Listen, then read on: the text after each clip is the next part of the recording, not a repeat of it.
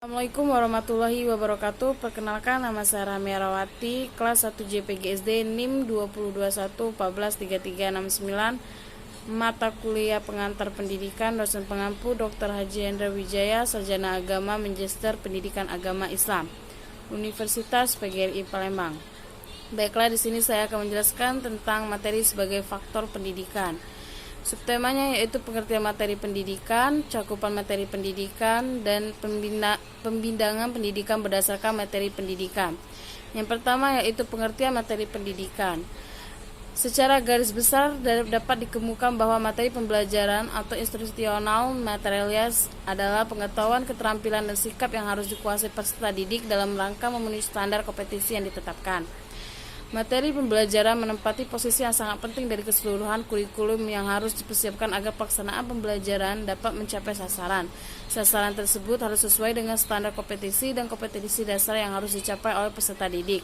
Artinya materi yang ditentukan untuk kegiatan pembelajaran hendaknya materi yang benar-benar menunjang tercapainya standar kompetensi dan kompetensi dasar, serta tercapainya indikator. Yang kedua yaitu cakupan materi pendidikan.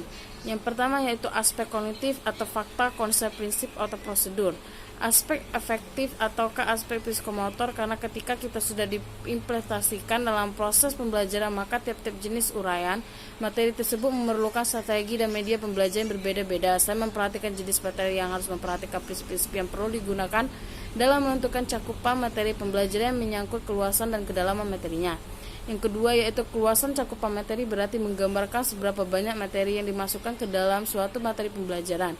Ke dalam materi yang menyangkut rincian konsep-konsep yang terkandung di dalamnya yang harus dipelajari oleh peserta didik. Yang ketiga yaitu kecukupan atau memadainya cakup materi yang juga diperhatikan.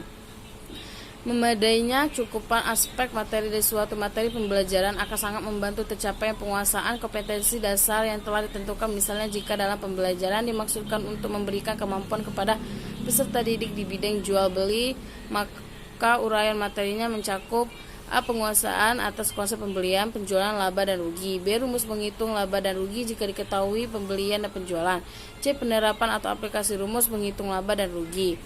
Cakupan atau ruang lingkup materi perlu ditentukan untuk mengetahui apakah materi yang akan diajarkan terlalu banyak, terlalu sedikit, atau telah memadai sehingga terjadi kesesuaian dengan kompetensi dasar yang ingin dicapai. Paduan pengembangan materi pembelajaran. Yang ketiga yaitu pembidangan pendidikan berdasarkan materi pendidikan. Pembidangan pendidikan biasanya berawal pada saat seorang bayi itu dilahirkan dan berlangsung seumur hidup. Pendidikan bisa saja berawal dari sebelum bayi lahir, seperti yang dilakukan oleh banyak orang dengan memainkan musik dan membacakan kepada bayi dalam kandungan. Harapan ia akan bisa mengajar bayi mereka sebelum kelahiran bagi lebih berarti daripada pendidikan formal. Seperti kata Mark Twain, saya tidak pernah membiarkan sekolah mengganggu pendidikan saya. Anggota keluarga mempunyai peran pengajar yang amat mendalam, seringkali lebih mendalam dari yang disadari. Mereka pembawa pengajaran anggota keluarga berjalan secara tidak resmi.